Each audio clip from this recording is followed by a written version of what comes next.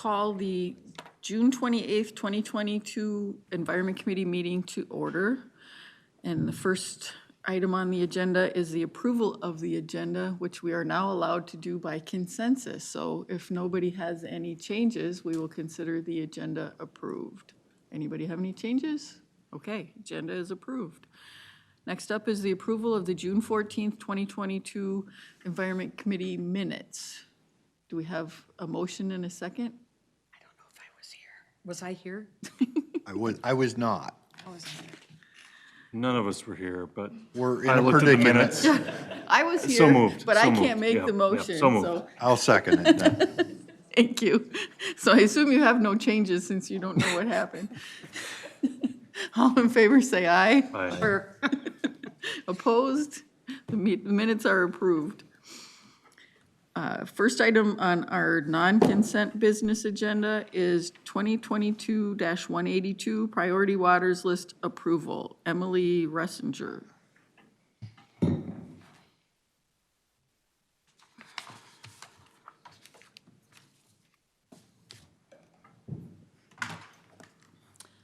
Thank you, Madam Chair, and members of the committee for the opportunity to speak with you today.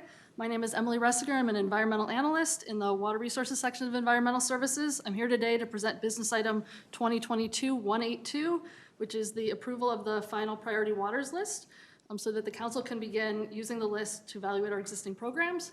I previously presented information items to you on this project last February and November. I covered a lot of the background and motivation for the project when I spoke with you last year, but I will just do a brief recap of some of that information as a reminder and to provide context for today's requested action. Water is one of the key features that defines our region and differentiates it from others. The region is formed by three major rivers, the Mississippi, Minnesota, and St. Croix. In addition, almost 1,000 lakes dot the landscape, and hundreds of miles of rivers and streams carve through the land before discharging to the major rivers. With that many waters, our organization can't monitor and assess them equally to understand how they are changing, and we can't dedicate grant funds to them all for protection and improvement. We need direction on where to focus our staff time and financial resources.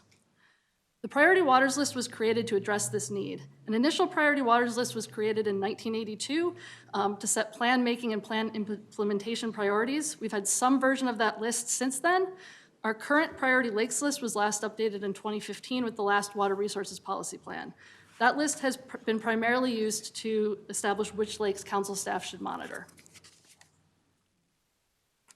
The updated priority waters list I'm here about today is influenced by the prioritization approaches of the past, but it's really a fresh look at how we prioritize waters.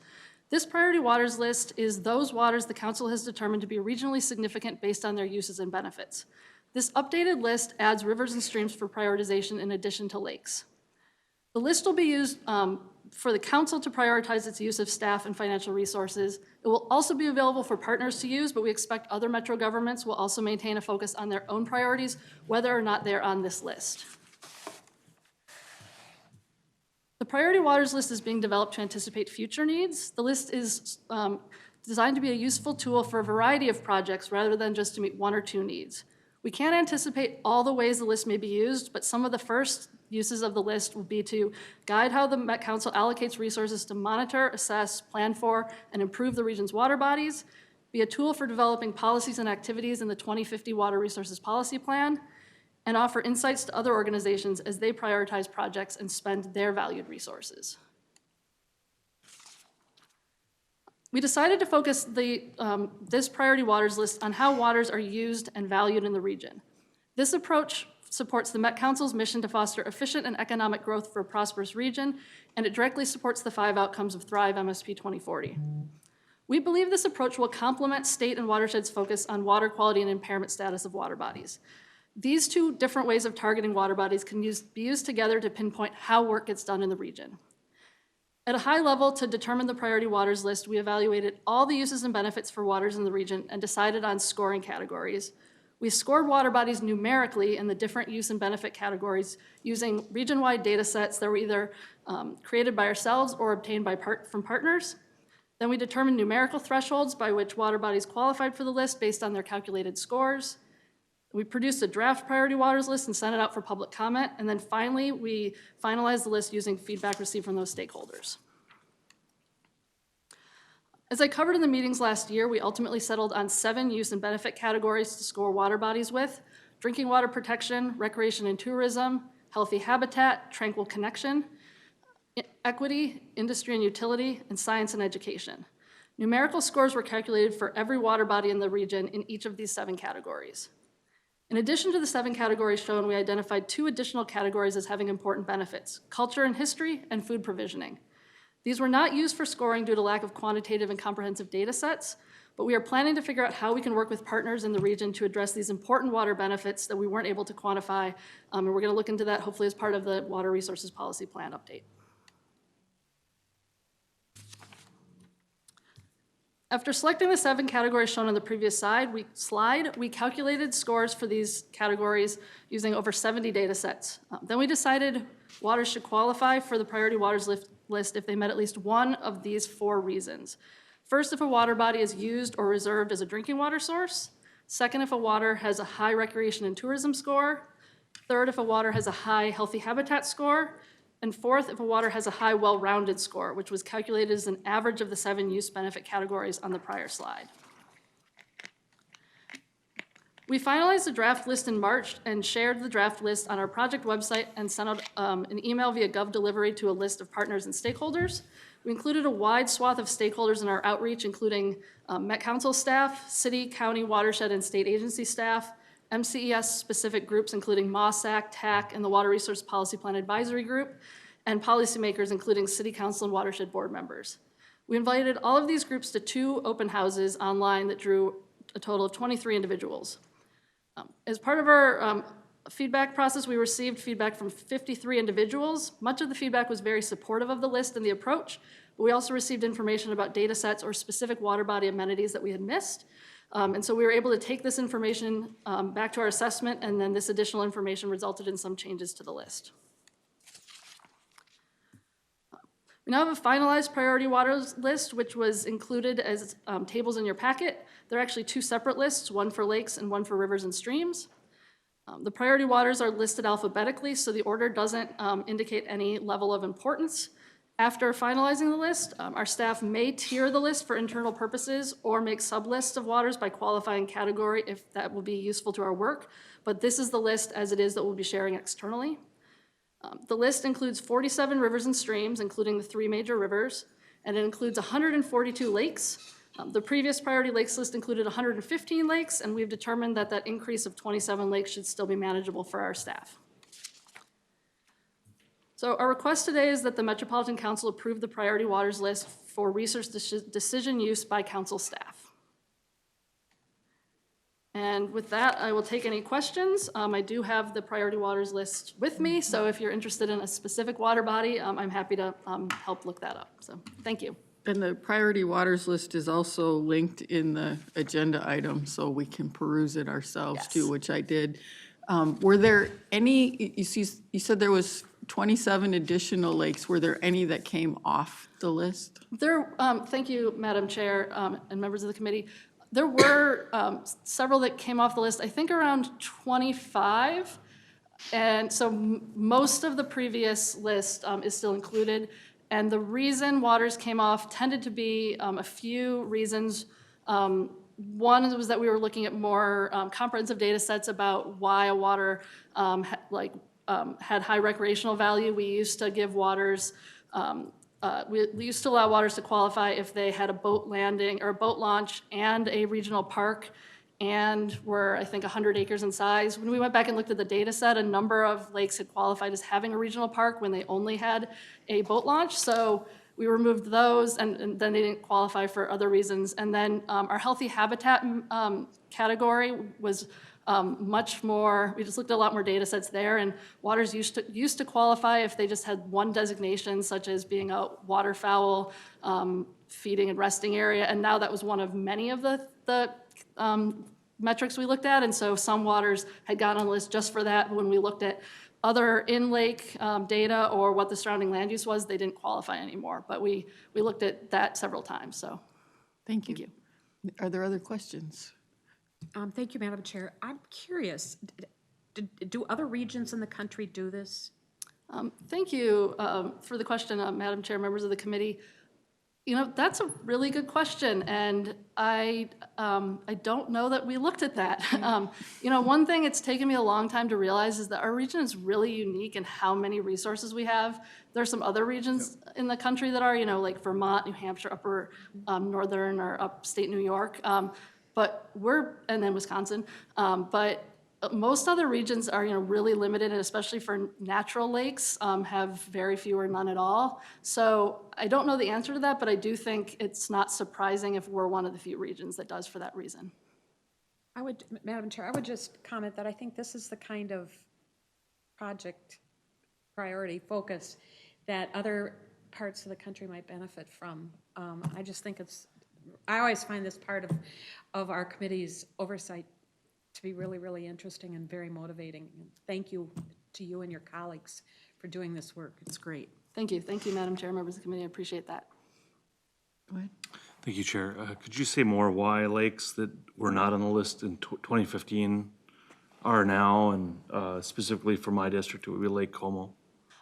Yeah, thank you, Madam Chair and members of the committee. Basically, in the past, waters were on the list for 4 reasons, either for having high recreational value, having high habitat value, being a drinking water lake, or having good water quality. And so 3 of those 4 translate directly. The good water quality has been rolled a bit into healthy habitat and then a little bit into recreation and tourism. We found that those, and also most of those kinds of reasons for qualifying, you had to be 100 acres or larger. We've now lowered that for most of the categories to be 40 acres or larger. That's why I brought this with me. How big is Como? 71.3. So, yeah, Como was under 100 acres. So I'm not sure, I think it probably would have qualified otherwise, although I don't know that it has a boat launch, it has like canoe rentals. So in the past, we each of those had just a few things that qualified for. If it had a boat launch and a park and was 100 acres, it was on, otherwise it was off. We assigned a variety of points, so different, a boat launch got this many points, a park got this many points, and then many other things, whether it has a beach. We looked at some cell phone data to see what waters were used more, and so I think Como would score very highly for that. So I'm not sure if it would have, I think it would have qualified except for the 100 acres before, but now we're just, like I said, we used over 70 data sets. I think last time, basically, you'd say they used 10. Data is just much more available now, but it was important to us. We had these 7 categories that we recognize that our region values its waters for many, many different reasons, and that's why we have an equity category. We just felt that we needed to recognize all the ways we value waters. In the past, it was just a little bit more narrow. So, Thank you. thank you. Chair moves the item. Thank you. Second. We have a second from Vento. Any discussion? All in favor, say aye. Aye. Motion passes. Thank you. Thank you, Madam Chair, committee members. Next up is 2022-183 Innovative Water Conservation Pilot Project Grant, St. Paul Regional Water Services. Mr. Al-Hassan. Good afternoon, Madam Chair and members of the committee. My name is Ali Al-Hassan. I'm the Manager of Water Supply Planning. I have with me today from St. Paul Regional Water Services, Mr. Patrick Shea, the General Manager of the utility, and Mr. Joe Tronson, who is the meter operation supervisor. I have been working closely with the St. Paul Regional Water Services in the last 2 years about this project. We started discussions in late 2020, and it was an idea, and this idea came because at that time there was, we became aware that there is more money available from Clean Water Fund, and they were asking us if we have ideas for projects specifically with an equity lens that we need to submit to get more money. And luckily we have this idea that we were just thinking about it at that time, and it took us a year and a half to kind of finalize it and put it in a way that's presentable. But at that time we presented this as an idea that we wanted to do some projects with St. Paul or Minneapolis, because we have been lacking doing some of the projects in those areas. And As a result of that, we received extra money from Clean Water Fund to do a project with an equity lens in it. So this project is the Metropolitan Council Environmental Services would like to enter into a grant agreement with St. Paul Regional Water Services to begin a pilot project to improve water efficiency, focusing on identifying household leak issues much quicker using advanced metering infrastructure, which we refer to it as AMI. And in addition to that, SPRWS, which is the abbreviation for St. Paul Regional Water Services, I'm not going to say that every time, so I'm going to say SPRWS, will use portion of the grant fund to support customers within areas of concentrated poverty in the city or within the city in upgrading their toilets to more efficient devices. So this second part of the project is very similar to our grant efficiency program, and we're following the same rules for our grant efficiency program. What's interesting about this concept is using the area of concentrated poverty, which is a map that the Met Council developed in 2015 through under the Thrive 2040 effort. And this is actually, I'm really excited about that because this is the first community that have been trying to use this map that we have produced 7 years now into a project so that they can concentrate and focus some of their effort. So quickly, what's the grant is going to provide for?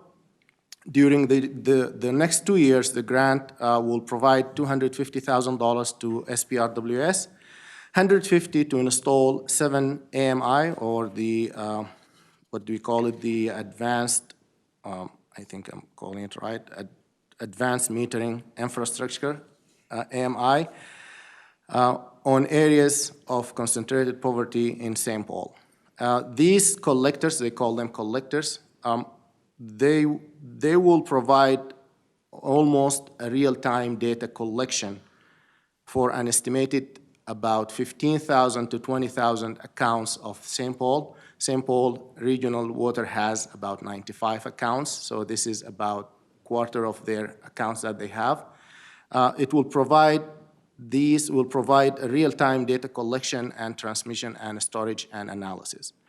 The AMI data collection, this whole system, we will provide the funding mainly for the devices that will be installed and the installation, while St. Paul is going to contribute funding for the data management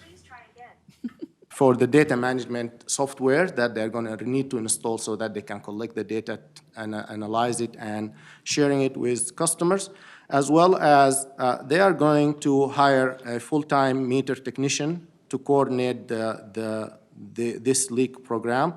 This employee will monitor data, communicate concerns to customers, and educate on correction methods. So they are going to hire another position so that they can manage this grant program. The other $100,000 to the SPRWS is to fund water efficiency program that will support customers within areas of concentrated poverty and upgrading their toilets to more efficient toilets at no cost to these customers. This is very similar to regular efficiency grants, and this is very similar to what City of New Brighton has done in 2017. They used the money for 2 apartment complexes, and the amount of water saved by just replacing the toilets in those 2 apartment complexes is amounted to about 3 million gallons a year. So from only 2 apartment complexes, they have saved 3 million gallons a year. And so with this, SPRWS will work to provide replacement toilets at no cost to these customers by purchasing the devices in bulk. So the city, the utility is going to buy the toilets, and then they're going to use their plumbers for cost efficiency for the installation. And where possible, SPRWS is also suggesting that they wanted to work with local apartment complexes if they have plumbing staff to use them in installation rather than hiring a contractor or anything like that. So they are trying to make sure that they are using as much efficient ways in using the funding that we are providing to them. So why we are interested in this, why in the water supply we think this is a great project and we are really excited about it. Household leaks are a major source of loss. And typically, the water utilities are focused on what they call it non-revenue water loss, which is this is the loss that happened in the distribution system before the water reaches the customer. So in their pipelines, most of the utilities, they focus on reducing that. But not a lot of effort is done to reduce the household leaks. And the biggest problem is sometimes it's not easy to detect household leaks unless the person is detecting it, the customers are detecting it themselves. So, and it's not a financial issue to the utility. Actually, it's on the other hand, it's more revenue to the utility if water is leaking in after the meter. So before the meter is a problem for the utility because they paid for the transmission, pumping the water and moving it. But after the meter, it's all falling on the customer, and so it's a revenue for them. But one of the biggest issues that City of St. Paul and the utility have seen is that they saw that there is an increased number of unaware customers that are receiving high water bills because of old pipes in the houses, old toilets in the houses, and old infrastructure that's in many of the houses in St. Paul. So, and many of those homeowners or apartment people living in these apartments, they cannot afford the additional burden by paying a very high water bill as a result of a leaking toilet. So just to give you a perspective, I looked at AWWA, which is American Water Works Association, and they are saying in the United States, the average leaking toilet leaks about 200 gallons a day.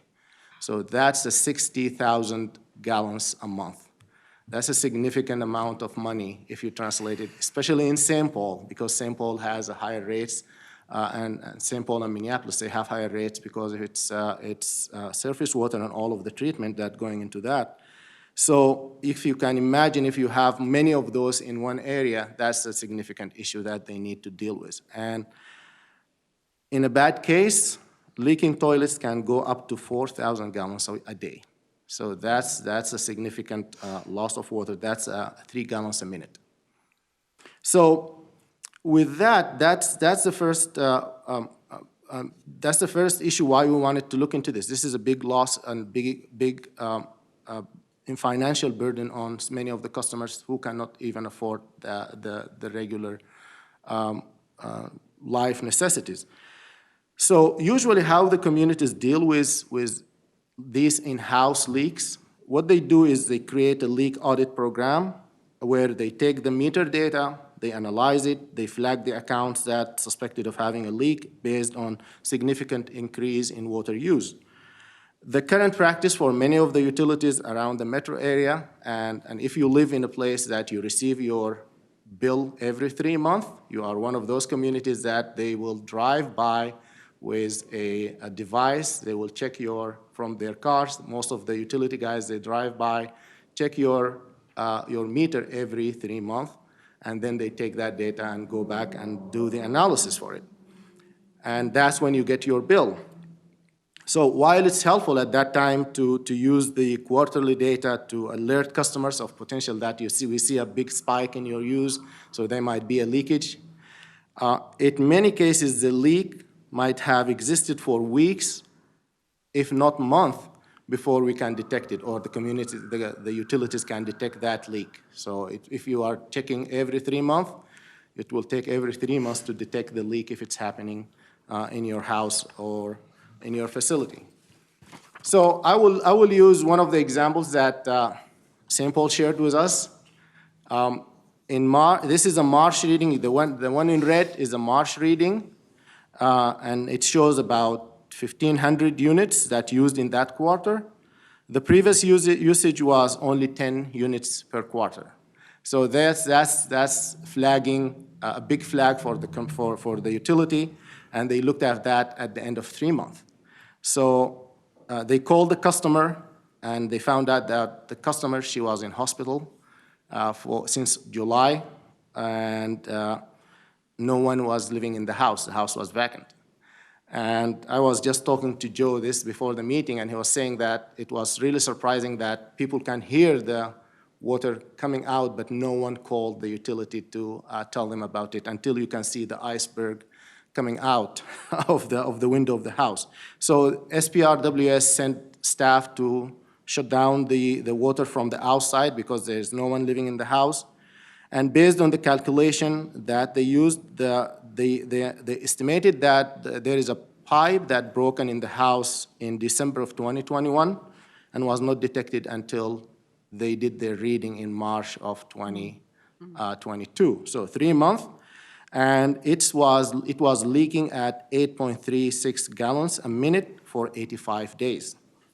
So that's about 1 million gallons of water were unknowingly wasted. And then the customer received a bill for approximately $12,000. So, and this is something that you will hear about it in many of the old houses in St. Paul and Minneapolis, and even in other places that have older infrastructure, mainly toilets. Toilets is the biggest problem, or all older pipes around the metro area. If we have an AMI system in place, this issue will have been detected in 1 to 3 days, and the utility will be moving their staff, fix the issue, and they will have saved $1 million, and the customer will save $12,000. So with all of this, why we are interested, we think this is a very... Can I ask a question? Go ahead. Yes. Madam Chair, was that house a total loss then? Is it not now a non-habitable house because of the amount of leaking? I will ask the utility staff to join me in the presentation. I'm presuming that that's the case, that it would take a tremendous amount of work to get it back to habitable. So, go ahead. We didn't ever really follow up on it, but by the amount of water that, came from the second floor, I'm assuming that it would be a total loss. So now there's another house that Another somebody vacant can't live house in. St. Paul. Yeah. Thank you for the question, thank you. And that's why I have St. Paul with me here to answer some of the questions that I cannot answer about the idea and the project. So this is an innovative project. We think that, first of all, there is a benefit for us in Met Council to collaborate with SPRWS. This is the first project that we are collaborating with the utility in St. Paul, and which will open doors for many collaboration, especially knowing that this is a utility that's providing water to many neighboring communities, not only St. Paul. And one of the things I just wanted to bring to the attention of the committee is that we have been working through our programs in water supply with many of the suburbs in the metro area. And we have spent about $7 million in different projects, grant programs, different projects, for good reasons, because a lot of the suburbs are using groundwater, and we wanted to encourage them to conserve water, and we wanted to encourage them to protect groundwater, so that's our reason to help them. But at the same time, we found out that only 2% of the funding that we have used over the last 10, 15 years in the water supply have been used in the core cities, which is inhibited by about 1 million people of the state. And so that's why we think that it's time, and we are very happy for the leadership that we see in SPRWS on how they wanted to collaborate and work with us in this. And they are the ones who put actually a lot of effort in developing this project, working with us. I can tell you this is like my 5th or 7th meeting to discuss the idea and talk to them on how we can make the details work. The water saving is a very big goal for us in water supply. This program will help SPRWS and served communities save hundreds of millions of gallons of water in the next few years. which will help reduce the need for any new expensive infrastructure that the communities need to develop. One of the biggest ideas that we wanted to test now, because we call this a pilot project, because this is the first time we're helping a community to introduce this AMI, the automated metering, can you help me, automated metering integration. And so it's very important for us to try to help this technology. This program will help us learn from this pilot project, and we can share the lessons learned with other communities. In the most recent MOSAC meeting, a member of the MOSAC, Metro Area Water Supply Advisory Committee, asked us why we are not supporting metering technology in our grant program. And my answer for him, we are trying a pilot project with St. Paul. We want to understand how it works before we add it to our regular grant program, which is going to be our next step. So now we are using this opportunity to learn how to install it, how much it will cost to install it, what it needs to have someone to take the data, analyze it, and provide it to the customers, and how that will work. This program also includes an equity lens, which will allow us, by implementing this program in areas of concentrated poverty, which is the map that the Met Council have developed in 2015. It will allow us to think about how we can include more of the equity lenses in our programs in the future. And also, this is, if you think about it, this is also have a benefit for our wastewater system. When all of this leakage from toilets and pipes is going into the drains for us, it will give us more capacity. Hopefully, although I don't think it's going to be a big thing, but everything will help us in reducing the flow into our wastewater system. I just included this map just as a reference. I think when I was presenting about the current beneficiary of the grant program for the Met Council, that I came, I think, about 2 months and get approved for the grant program. There was a question from one of the committee members of why there is any of the communities participating from the core cities. And so we were thinking about this project. We were working with St. Paul to develop this project. That's why they didn't apply for the regular grant program, and we are working with them on this grant program because of all the new technology that we are trying to test before we include it into our regular grant program. So with that, Madam Chair, committee members, the proposed action is that the Metropolitan Council authorize its regional administrator to award, negotiate, and execute an innovative water conservation pilot project grant agreement with St. Paul Regional Water Services, SPRWS, recommended by staff in the total amount of $250,000 for the years 2022 through 2024. With that, I will answer any questions with the help of the gentleman from SPRWS. Thank you. Questions? Councilmember Sterner. Thank you, Chair. My question had to do with our water efficiency program. We have where the homeowner contributes somewhat to the price of the toilet replacement in that, and I'm wondering if this program will work the same way as our other water efficiency program in that regard. So in our program also, we gave the opportunity to the communities to create the rebate program however they want to create it. So some of the communities, what they do, they use all the money to, as example, Woodbury at the first run, they use all the money to replace toilets and sprinkler heads in their facilities, the city facilities, because they found out that there is a big problem. There is one of the biggest losses they have is the city itself. The city buildings, they have a lot of loss. And so they use that money there. So we okayed that because it's, at the end of the day, we were looking into really an efficiency. As I mentioned, New Brighton, they took the money, they bought the toilets, and they replaced toilets in all apartments in 2 or 3 apartment complexes, and they didn't charge their homeowners for that. As I mentioned, this is going to be in areas of concentrated poverty as determined by the Met Council, and so the utility idea is they are going to buy toilets in bulk. They're going to use their plumbers to install it for the homeowners at no cost. So this is the plan, and it has done before. So we are not, this is not new, this is not different. We wanted to give more flexibility to communities to be more creative about how they can do their rebate or how they want to use the money. Thank you. Other questions? I'll move Councilmember approval. Vento. We have a motion. Do we have a second? Second. Second by Fredson. Should let you make the motion. It's okay.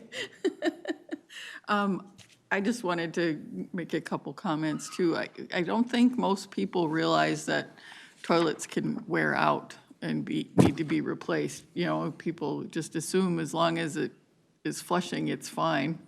And so I think it's good that this will get the word out to people who maybe couldn't afford to do things like that, but it can make a big difference in how much water you use in your house. I think we need to be mindful that not everybody who lives in an area of concentrated poverty is in poverty. And I hope the city will try to help the people that are most needy in that area and not just do a blanket sort of a deal. But it sounds like a great program and a nice opportunity to do something a little different from what we've done. So I appreciate you guys bringing this forward and getting the money from the legislature. That's really great. Any other comments before we vote? Go ahead. I just want to do a shout out to the SPRWS. I know that because I write out a check for them. I live in Maplewood, and I got to tell you, both of you, that this regional water system is remarkable. And I have nieces and nephews who have looked for homes in the East Metro area. And the one thing that is always at the top of my list for them is to try and get a home that's within the SPRWS, that it makes all the difference in the world, not only in terms of quality of life, but their financial investment, that it's an asset. So thank you very much. As a consumer, I appreciate it. That's great. Thank you. Thank you. All in favor, say aye. Aye. It's unanimous. Thank you, Madam Chair. Thank you, committee members. So next up, we have the joint powers agreement with the Mille Band of Ojibwe and Upper Sioux community. Mr. Remus. Good afternoon, Madam Chair, committee members. Pleasure to be here. Again, my name is Chris Remus, and I'm an assistant manager in Interceptor Engineering. Let's see. So just a little background about the tribal monitoring. As we all know, Lake Minnetonka contains numerous native cultural sites spread throughout. Per our consultation with the tribes, which took place on November 1st of 2021, all of the projects in the Lake Minnetonka area will require tribal monitoring during excavations. An agreement with a tribe is also needed to contract these monitoring services with the respective tribe. So maybe just a little refresher of where these projects are.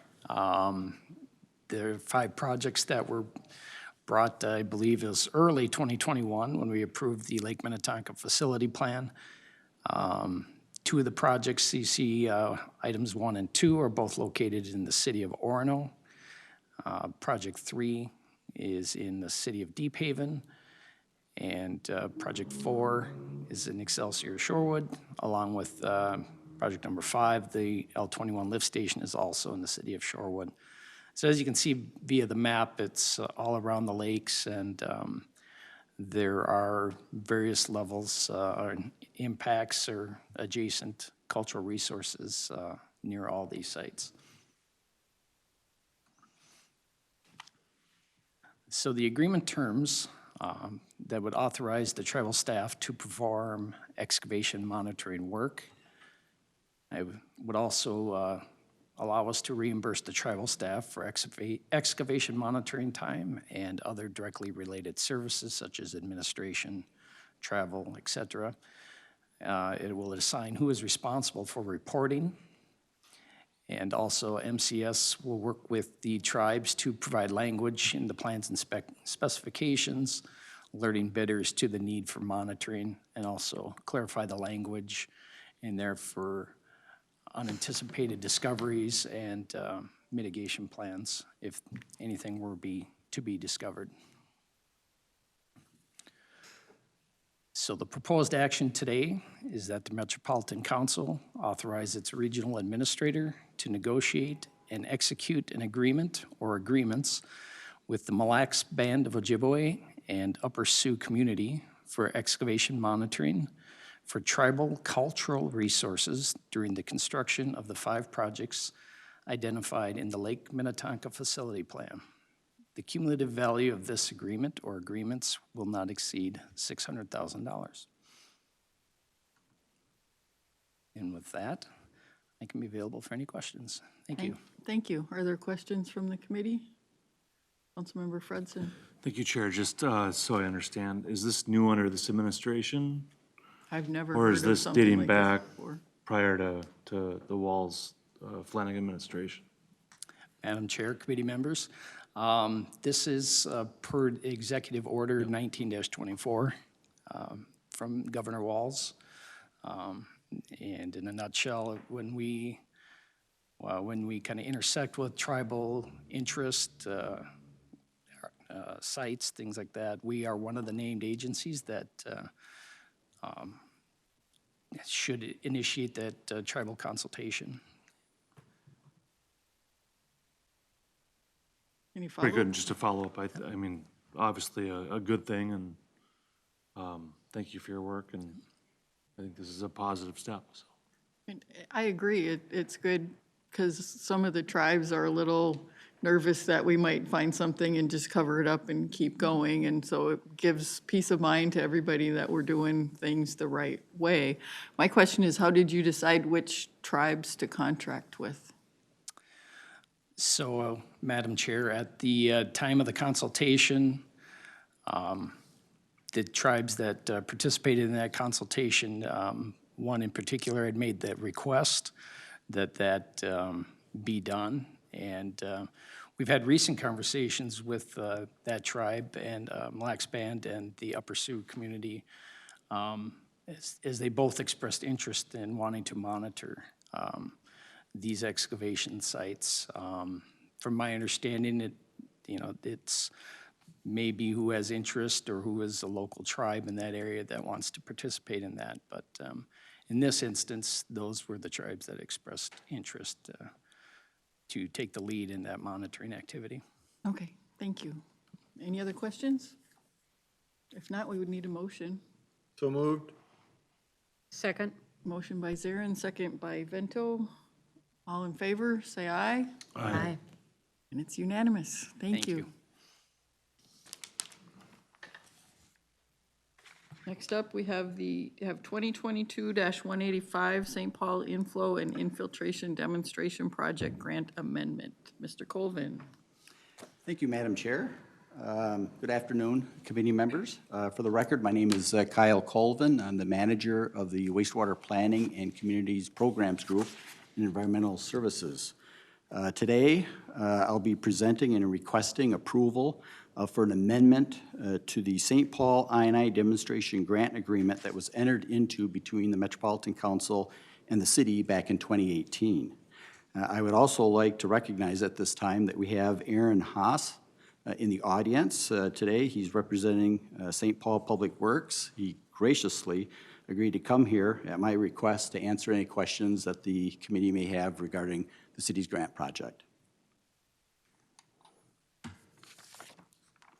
In 2018, the Metropolitan Council had a grant offering that was funded from the Council Regional Administration Levy Funds. After sending out RFPs, or requests for proposals, and going through a competitive ranking process, St. Paul was awarded a grant for $500,000 for a $1 million project. A grant agreement between the city and the council was executed in December of 2018. The purpose of the demonstration project is to evaluate and quantify the effectiveness of private property I&I mitigation efforts. Private property I&I sources contribute at least 50% or half of the I&I entering the wastewater collection system. The project includes pre- and post-project improvement wastewater flow measurements to determine the effectiveness of I&I mitigation efforts that focus entirely on the private property service lateral for repairs and replacements. The public collection system in the study area had been evaluated for I&I susceptibility and was previously rehabilitated. So we took out the element of the public side of the I&I equation. The pre-construction flow monitoring was conducted in 2019.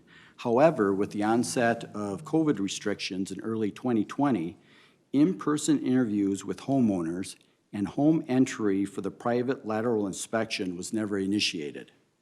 The original grant project was scheduled to be completed by January 2022.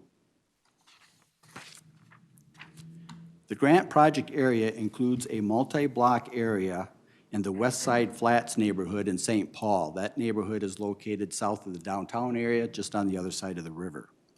It includes 423 residential properties. Over 97% of the homes in the study area were built prior to 1970, when home services were predominantly clay tile pipe. And as you know and have heard previously, clay tile pipe, as it ages, can deteriorate and become more susceptible to I&I. In fact, the median age of the homes within the study area is 110 years old and predates the existence of the current centralized wastewater collection system. So it is an older part of the community. The original completion of the grant project was scheduled to occur again in January 2022. However, due to the restrictions related to COVID, the project completion date now needs to be extended. The total project costs have also increased 60% or $600,000 from the time the project was initially planned for construction. The current total project cost estimate is now $1.6 million. Since the grant requires a local matching share, the city is requesting that half of the project cost increase, or $300,000, be covered by the council. The scope and size, it is important to note that the scope and size of the grant project is not changing and is consistent with the original scope of the proposed project. Again, the city is requesting that additional grant funds be made available to cover 50% of the total $1.6 million for a total $800,000 financial assistance. Since additional funds are not available through the original one-time regional administration levy grant program, staff is proposing that additional funding come from the council's capital program pay-go account. Reductions in I&I in the collection system can recapture system capacity to accommodate future growth. Reducing I&I can defer future system capacity improvements and therefore reduce or eliminate the need for future capital investments. In April of this year, a change in an existing statute was signed by the governor that specifically allows operators of wastewater collection systems, which the council is, to make grants available from user fee revenue for private property I&I mitigation projects. There are sufficient unallocated funds in the ES Capital Program pay-go account to cover the additional requested $300,000. So with that, Madam Chair, today's proposed action is that the Metropolitan Council authorize staff to negotiate an amendment to the original St. Paul Inflow and Infiltration Demonstration Grant Agreement, Agreement 18M-123, and authorize the regional administrator to approve and execute the amended agreement. And with that, I can entertain any questions. Thank you. Are there questions from the committee? Councilmember Stern. Thank you, Chair. I just had to clarify, you probably said it here and it just didn't register, but I know like in some cities when you do the project, you basically, the city does a project and you give the homeowner, pays it over like a 10-year period or 7 years. So is this more like that, or it's more like we're gonna pay half, the city pays the other half, and the homeowner doesn't pay anything on this particular thing or pay back? Yeah, Madam Chair, Councilmember Sterner, members of the committee. This program here is making funds available for the private service lateral repair. So I believe, and Aaron can correct me if I'm not mistaken, but I believe 100% of the improvements will be covered by the grant. There's value from the council standpoint to be able to evaluate the effectiveness of specific I&I, private property I&I mitigation, and we hope to be able to use this information to enable us to develop a future council private property I&I grant program. Great, all right, thank you very much. Go ahead, Councilmember Fredson. Chair, and just to clarify, it's still in the project area, limited to the project area, correct? Madam Chair, Councilmember Fredson, member of the committee, that is correct. It sounds like this is kind of similar in terms of older homes and the type of soils and whatnot that they've had troubles with in West St. Paul. Is that the kind of the same sort of deal? They had a lot of service lateral problems. That's correct, Madam Chair. The age of the housing in this particular area, as I noted, is probably a little bit older than the housing stock in West St. Paul. This particular neighborhood is located below the bluff, if you will, close to the river. So there's some influence of groundwater table elevations. It's probably influenced during high river stage. But yes, primarily same type of service lateral materials, clay pipe, possibly some cast iron pipe, and even some of what they used to call Bloomberg pipe, which is basically tar paper pipe that was used for service laterals during World War II when materials were scarce.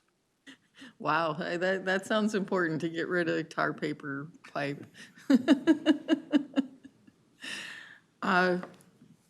Go ahead. Just, thank you, Chair. One additional comment. I feel like this is the second time this has come up tonight in terms of just reimbursements for property owners to help solve problems they're facing with their individual properties, all paid for. And I just think, and this has been a larger conversation with the federal infrastructure bill, but I just think that if we want to solve problems like this, that's ultimately probably what it will take to do it, even if it means we're not getting 10% or 20% from local property owners. And so I think that this is on the right track, and it's just the reality. If you want to solve the problem, whether it's on public property or private property, it probably makes the most sense to just make the investment and fix it, so.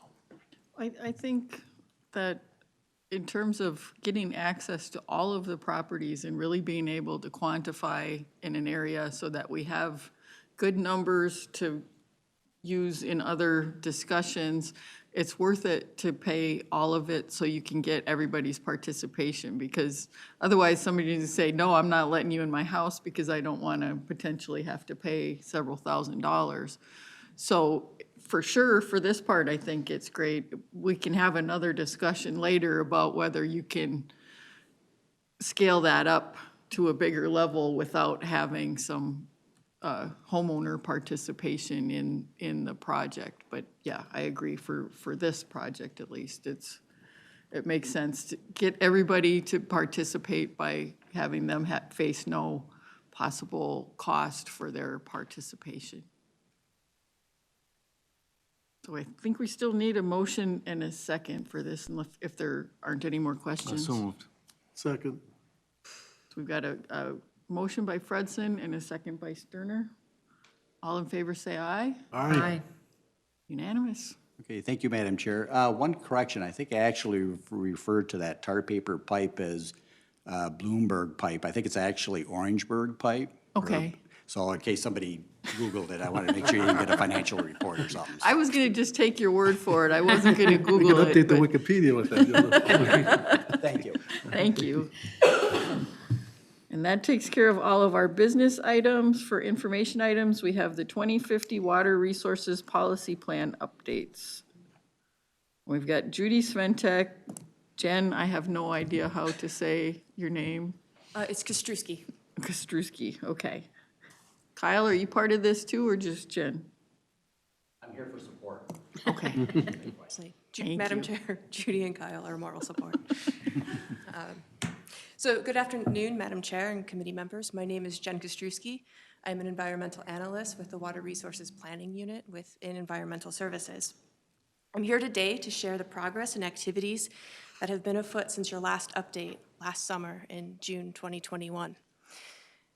This includes a brief overview of the planning process itself, information about the Water Advisory Group, and also to update you on our current work about our policy white papers.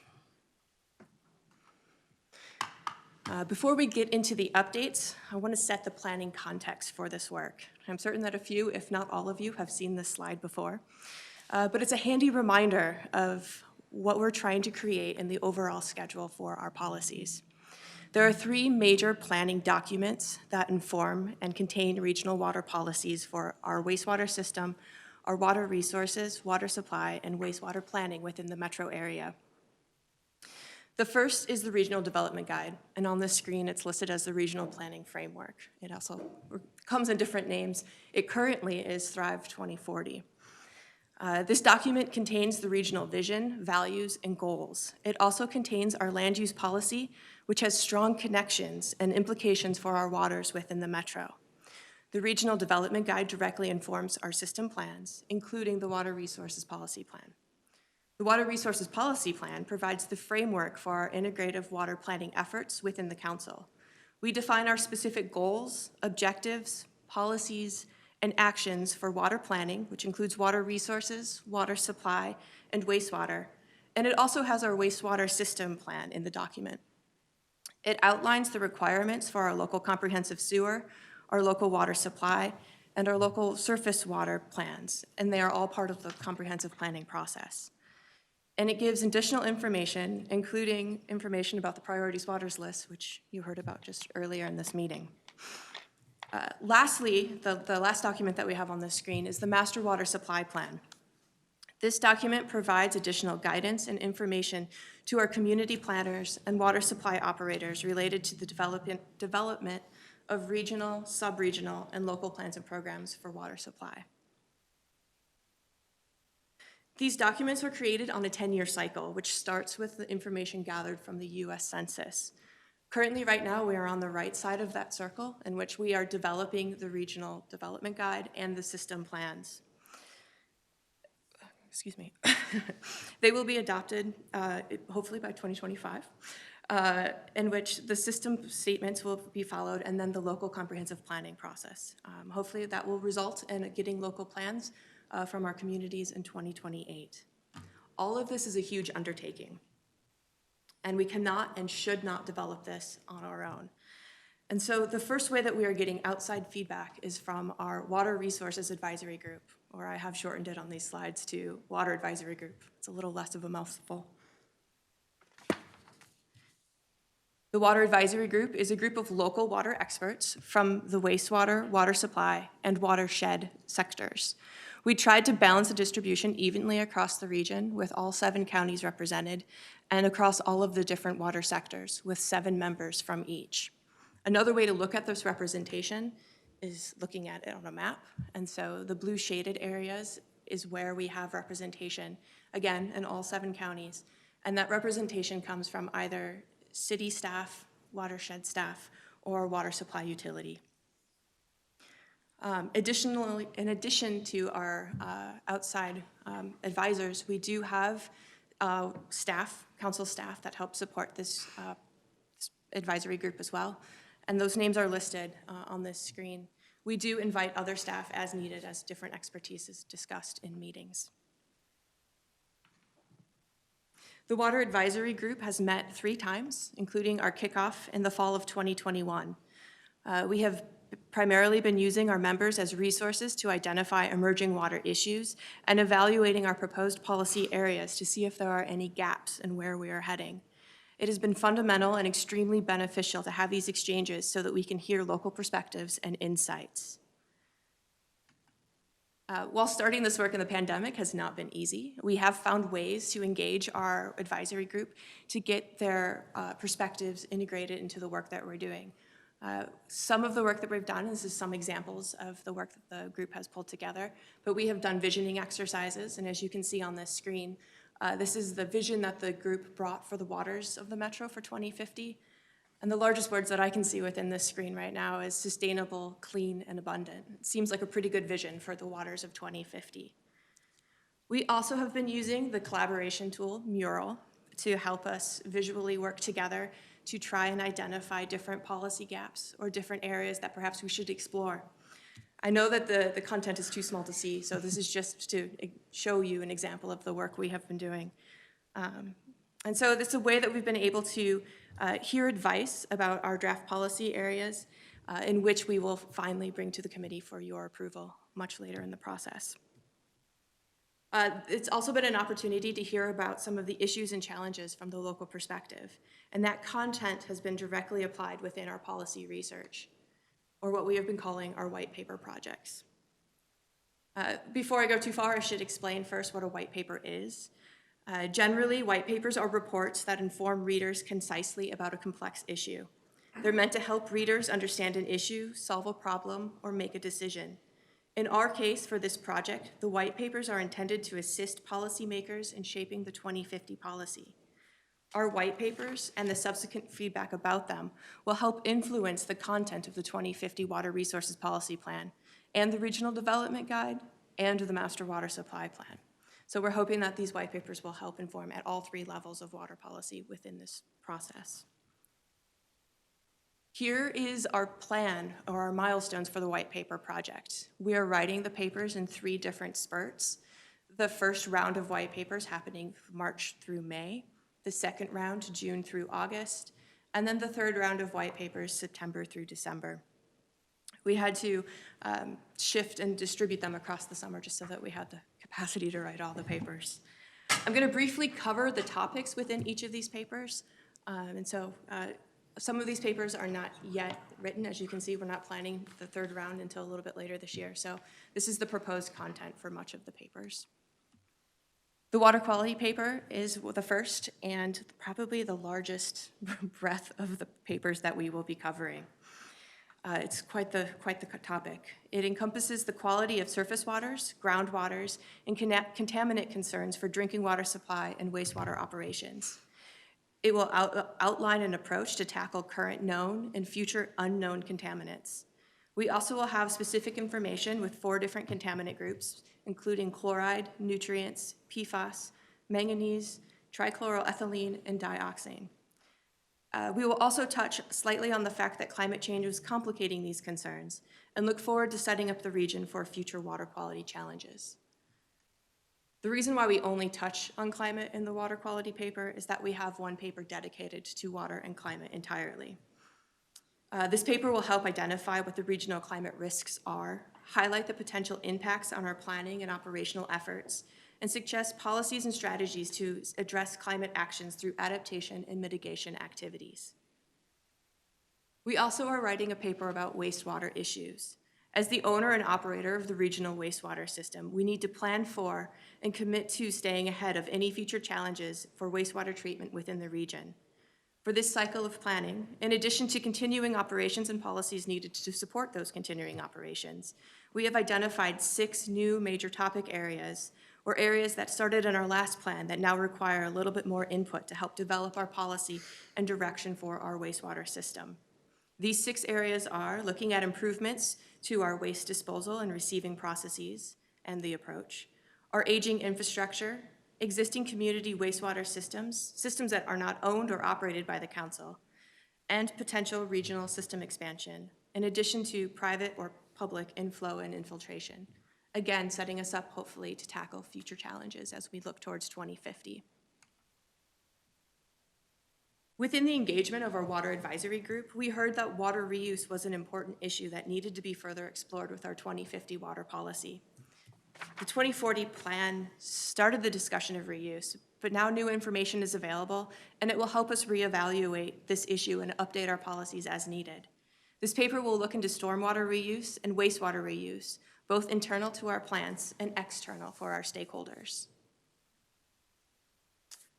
One of our two papers that are focused on water supply concerns is the Source Water Protection and Vulnerable Areas paper.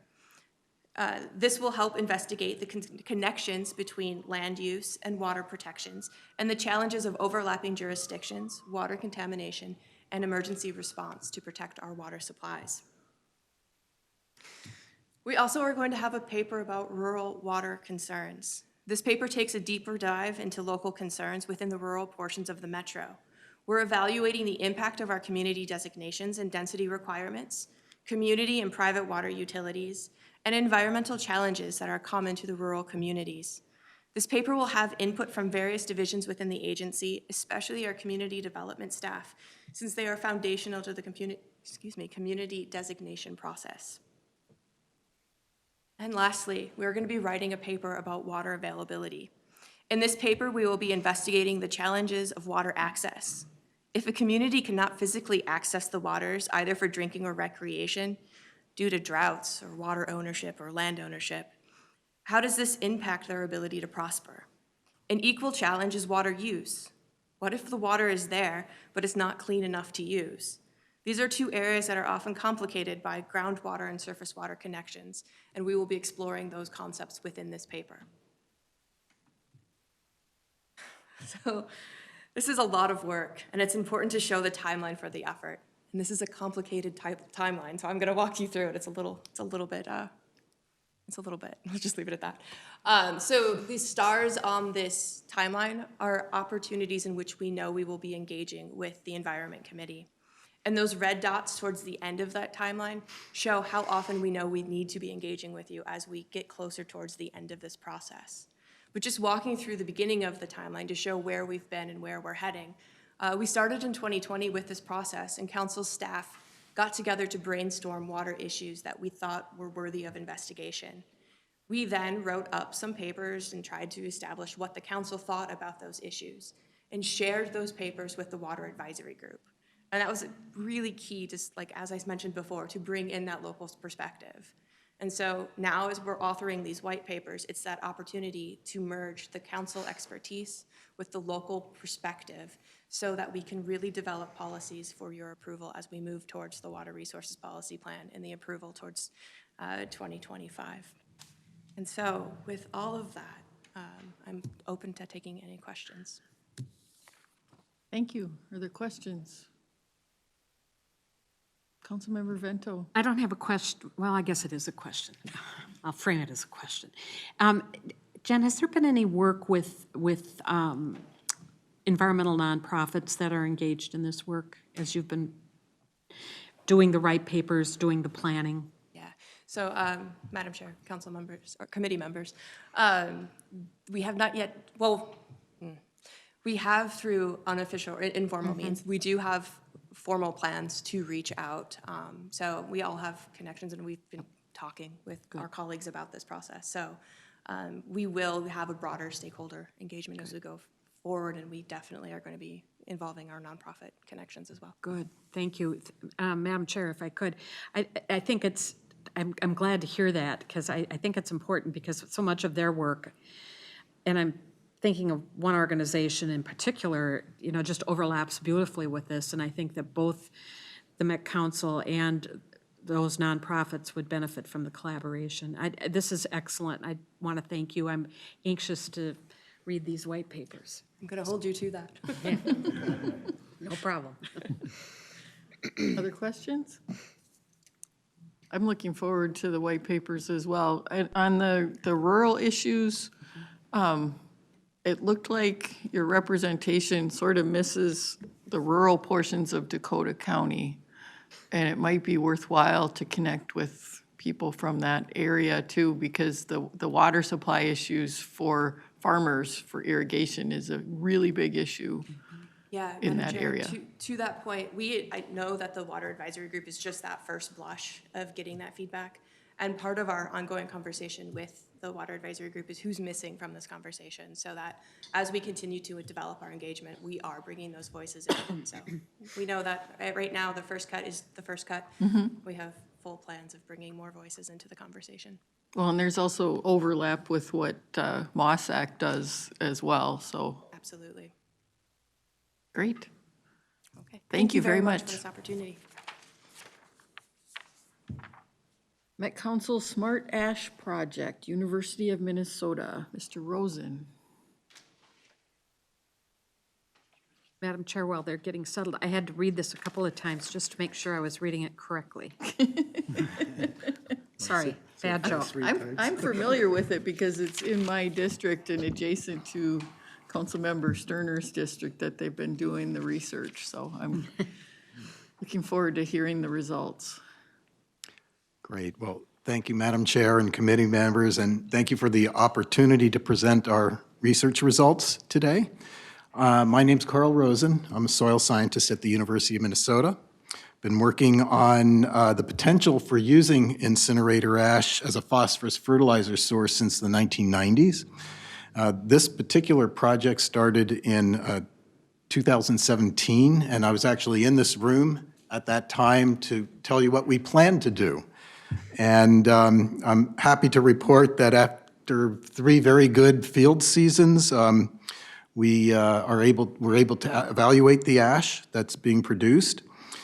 And at this time, I'm going to turn it over to Persephone Ma. I'd like to introduce her as my graduate student.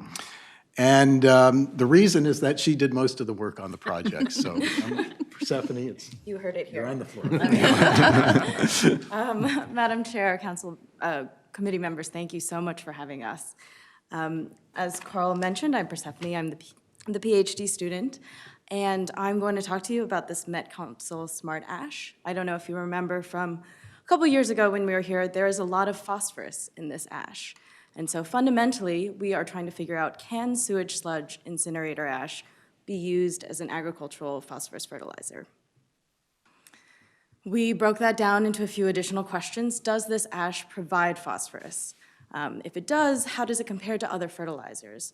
What other agronomic benefits does it provide, and are there environmental risks to its application? If you don't know, phosphorus is a mined resource. This is a phosphorus mine in Utah. It's also pretty much non-renewable, very difficult to renew, we'll say, but it is essential for every living thing. People like to say it's the backbone of our DNA. That also translates to plants and growing crops. So on the left, you can see soybean that's been grown with adequate phosphorus, and on the right, you can see soybean that has been grown with inadequate phosphorus. This is not a trick of the lens. It can really be this dramatic. And so phosphorus is one of the 3 to 4 elements that farmers will buy and apply regularly to maximize their crop yields. In our experiment, it was 2017 through 2019 down in Rosemont, Minnesota. We've selected a field that had low to medium available phosphorus levels. This was to ensure that anything that we put on there would actually do something. We also applied the phosphorus in a wide variety of rates.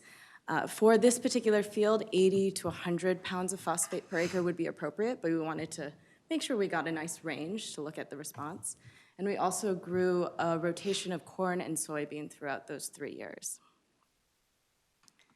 The 4 sources that we had were obviously our lovely sewage sludge incinerator ash, provided by all of you lovely folks. If you've ever played with ash or seen it in your backyard, you know it's very powdery, and so we did apply water to make sure that when we put it down, it would stick. The other phosphorus source that we used was triple superphosphate. So that is our commercial, chemically treated, conventional, phosphorus-only agricultural fertilizer.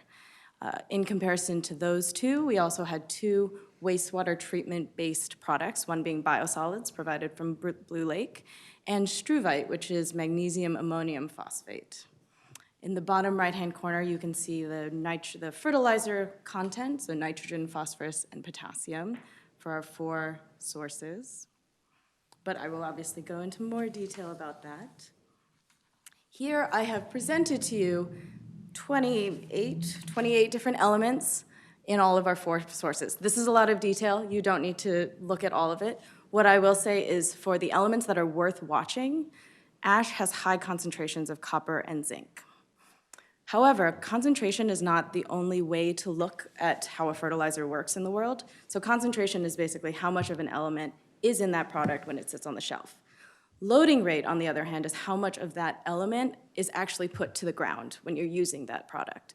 I kind of like to think of it like Two different kinds of hot sauces. You have a really, really spicy hot sauce that's high concentration and a mild hot sauce. I personally would use less of the really spicy hot sauce compared to maybe more of the mild hot sauce to achieve the same effect. It's the same idea here. So concentration is very high for SSA. You can see that for copper and zinc. But when you actually use the product in responsible agronomic matter, the loading rates of copper and zinc are about the same as biosolids. I'll also say that in this project, since it's a phosphorus project, we applied biosolids based on phosphorus content. That is not actually current practice. Currently, it's applied based on nitrogen content. So biosolids have very small amounts of nitrogen, so you're ending up putting a lot of material on, hence having loading rates of copper and zinc that are significantly higher. This exercise, which I'll go into more detail, is mainly for us to understand what we're walking into before we even put anything on the ground. We understand that copper and zinc is high, but we don't expect anything super dramatic when we actually put this on corn and soybean. But we can actually go into the real results and see what happened.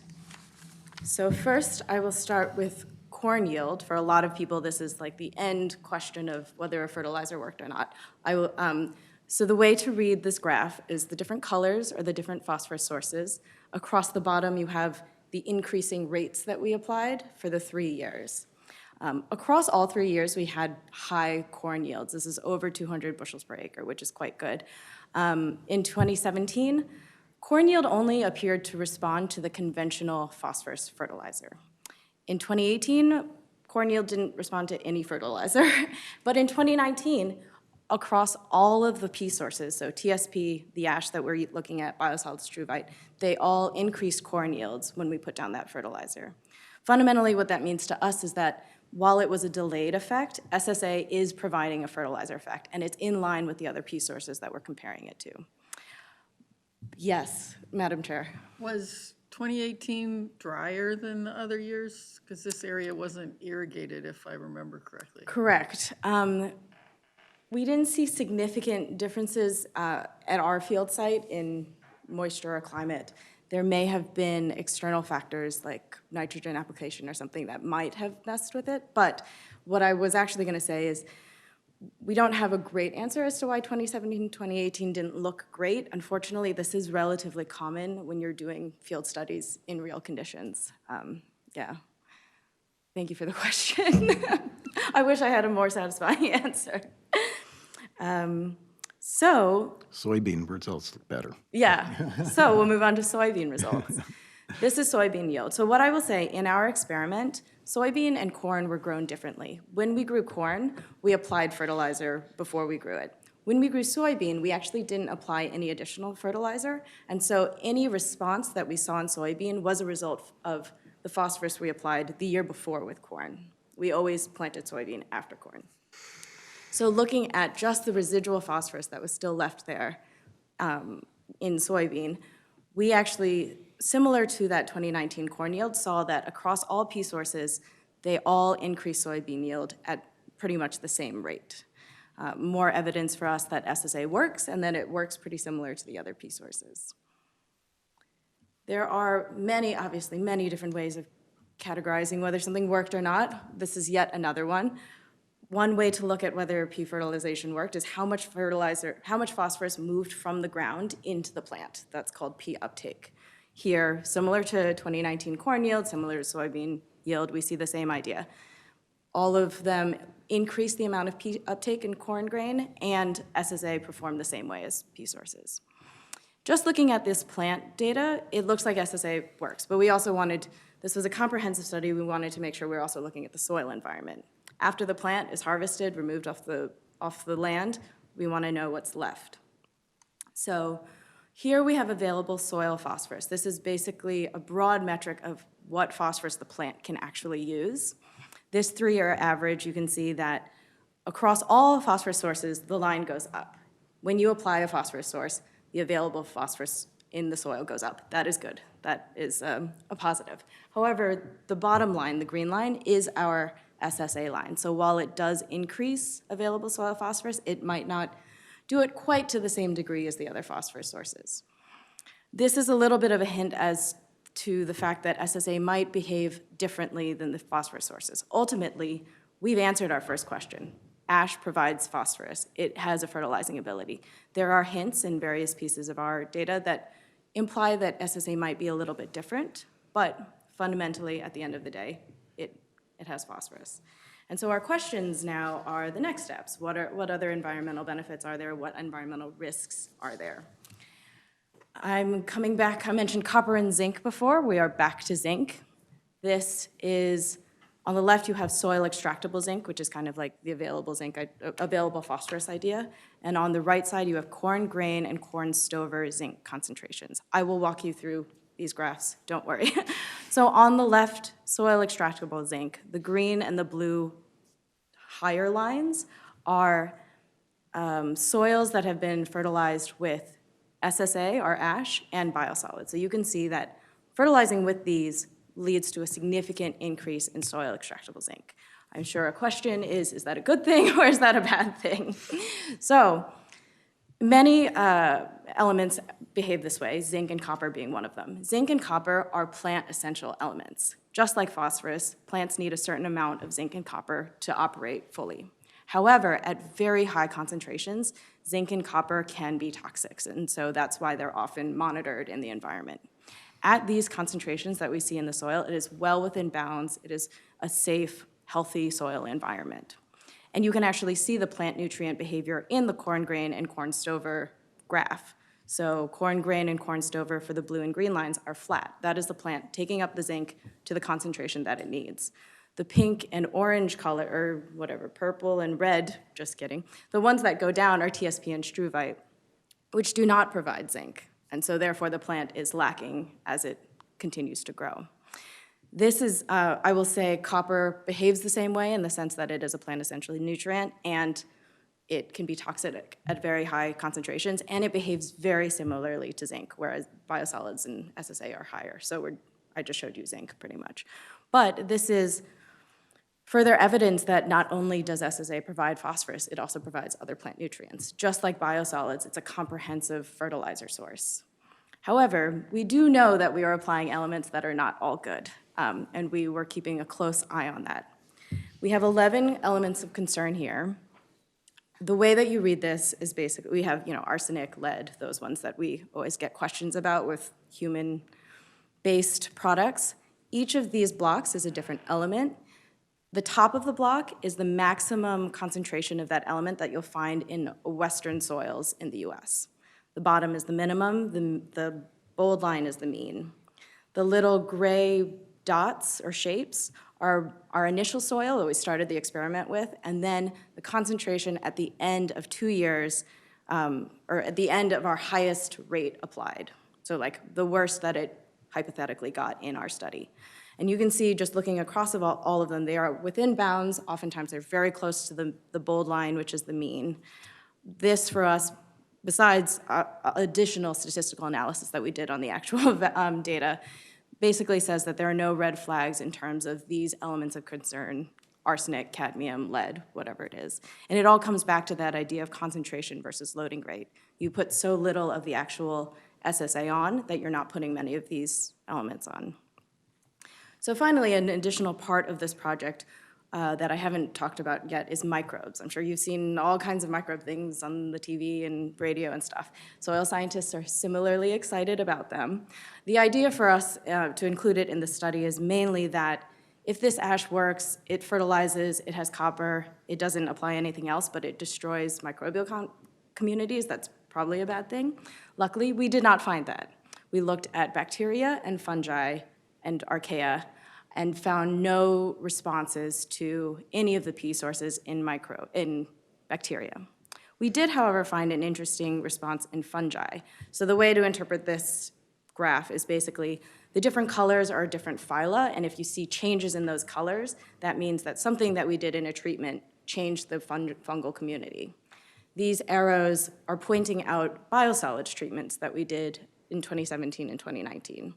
So while we did find a fungal response to biosolids treatment, we didn't find anything in ash, and fundamentally we are interested in the ash. There's no difference in the ash compared to controls or TSP or struvite. So out of all of that, we've concluded that SSA increases phosphorus in soil and appears to provide a slow-release form of it for plant uptake. It also provides copper and zinc at appropriate concentrations for plant nutrition. And if applied at reasonable agronomic rates, SSA amendment does not increase concentrations of elements of concerns to any biologically significant level. SSA also does not affect microbial communities any differently than any commercial phosphorus source might otherwise. And so it's sort of in not my hands anymore, but we do have recommendations if you choose to proceed. First off, just product development. What would this fertilizer actually look like? As I mentioned, it's very powdery, so something would probably have to be done. Additional on-farm testing under realistic growing conditions in a variety of soil types and crops would be valuable, along with periodic monitoring of soil phosphorus tests and soil concentrations of those elements of concerns, which we'll always keep an eye on. Additionally, the development of best practices for SSA application that include guidelines for analytical testing, for available P, soil testing, SSA application would be really valuable to take this to the next step. I want to thank you for listening today and for the financial support for this project that got me through grad school, that I did. And also thank all the people who helped me get here. And now I'll open it for questions.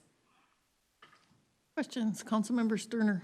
Thank you, Chair. My first question has to do with the corn and the beans. Did you just use one variety on those, or did you vary different types of variety, and then were they GMO modified or not GMO modified? I can do this. Madam Chair and committee members, thank you for the question. We did actually use the same strain of both corn and soybeans, as close as we could get, the whole time. We didn't want an additional factor that could vary our experiment. And they are both GMO. We stuck to, the reason we actually had corn and soybean is we wanted to stick to practices that farmers actually use in this field experiment. So that included the strains of corn and soybean that we selected from the field for this field, and also the rotation that we did and how we applied our fertilizer with it.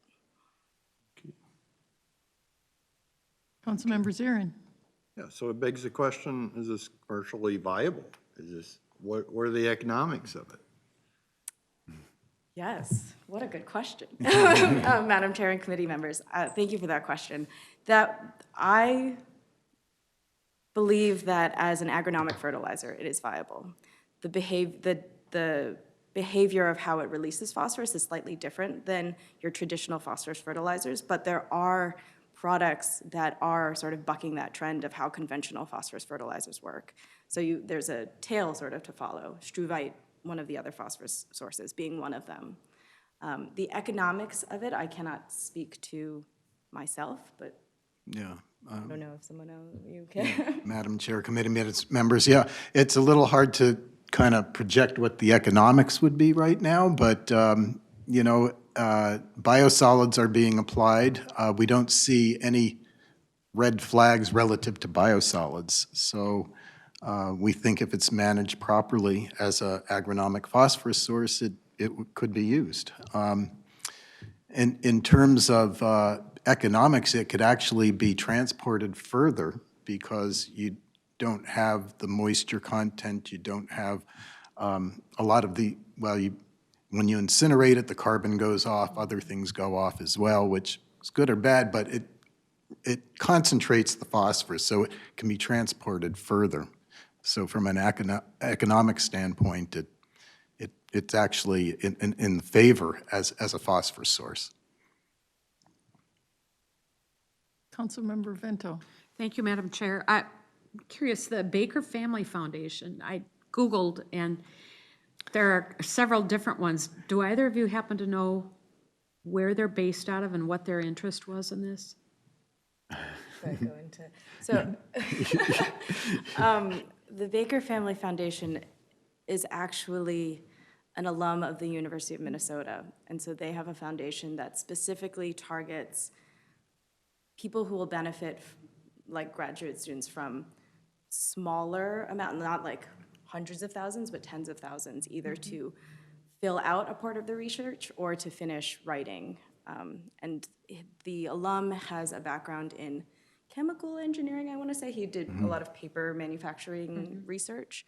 And so his interest, his personal interest in a lot of the projects that they fund are specifically innovative ways of using waste, which is why our project was selected for that.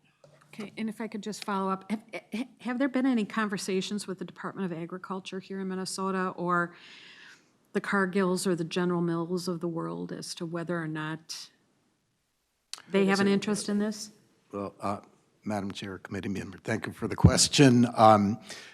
Actually, we're more in contact with the Minnesota Pollution Control Agency because they are the ones that control biosolids. Right. And it's actually Met Council that is doing that, more or less that contact. And so we just did the evaluation, and then the next step would be probably to work with Minnesota Pollution Control Agency and then Department of Agriculture if it's registered as a fertilizer. Okay, great. Thank you. This is fascinating. Councilmember Sterner, did you have Yeah, another I question? did. I try to keep them to a few. I'm excited about this here. But, okay, so one of the other ones is like with the biosolids and sometimes toilet paper comes in there, but every once in a while we get contaminants like flushable wipes and other thing that goes in there. Will those cause a problem with it, or with incinerators that totally taken out of the equation and that then? In other words, does it have to be more pure, what you're using, or can it be a variety with the incinerator? Is your product okay even if it's contaminants in your biosolids? Madam Chair, committee members, thank you for that question. Let's say flushable wipes would not be an issue. I think they actually generally are pulled out earlier in the process before it hits incineration. The main concern would be if there's significant change to the regulatory structure around industrial waste, but we have federal mandates to control the amount of industrial waste that comes through our water bodies. And so for the most part, with incineration, you really take care of a lot of organic contaminants that you might have otherwise, like antibiotics or pathogens or something like that. So it does add a little bit of a safety net for certain contaminants, for sure. Thank you. Councilmember Fredson, did you have a Thank you, question? Chair. Yeah, I just had a question about the regulatory process and the timeline. Like where this goes from here. And I think that's kind of a follow-up from, that our staff is going to have to do now that we have the data that, yes, it does work. And we did a similar sort of thing with the pelletized fertilizer at the Blue Lake plant. It worked on development for a while, and once we got good at the development part, then we switched to a different partner to do the marketing part of it. And it sounds like this is the same kind of a deal, yes? Yes, Madam Chair, committee members, yes, thank you. It is that way. We have the data, and it's up to the Met Council now to decide how they want to proceed with the next steps. We'd be happy to help out, but if need be, but I think we have the first initial stage, and, it has potential. I know there's been a lot of concerns about PFAS in biosolids, but you guys didn't find any problem with that or outside of bounds of what it should be? Madam Chair, committee members, thank you for that question. That was not part of the study, so we did not even look at PFAS in here, but I do encourage Met Council to take it a step further and look to see where PFAS is going in the whole process, from biosolids to incineration and so forth. But I think, if anything, based on some of the literature, we can say that PFAS tends to be lower if it's even detected in the ash. Tends to be. But we don't know in this particular ash what it is. Okay. Yeah, just a Councilmember quick Fredson. follow-up on that. I feel like on 60 Minutes a couple weeks ago, there was a big story about PFAS and sludge and application to land and farmers losing their farms and losing all the value, and Yes. so. It's an ongoing conversation. Yeah, Madam Chair, committee members, and thank you for that question, because it is a huge question for biosolids use in general. Most of the problems with high amounts of PFAS are when there's industrial waste that's has high PFAS in there.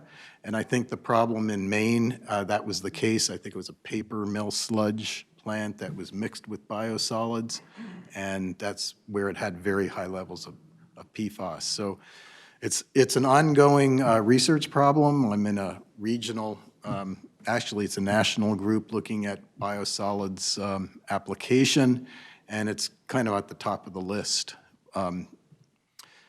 The ash is kind of a different story. So again, it's something that needs to be looked at, but we don't have that data for this particular project. Thank you. Councilmember Sterner, you had another Yes, question? yeah, thank you. So it's kind of why, like corn and beans, obviously these are really popular crops in Minnesota, but I'm kind of wondering if if strawberries with a thin skin on it, or carrots that are grown in the ground, or like if someone could use this for organic produce. Do you think those would have any other factors of what the tests would be, you know? You can start. Madam Chair, committee members, thank you for that question. I think that's what the next step would be. In terms of phosphorus uptake, I don't think there are any questions as to whether different crops would respond incredibly differently.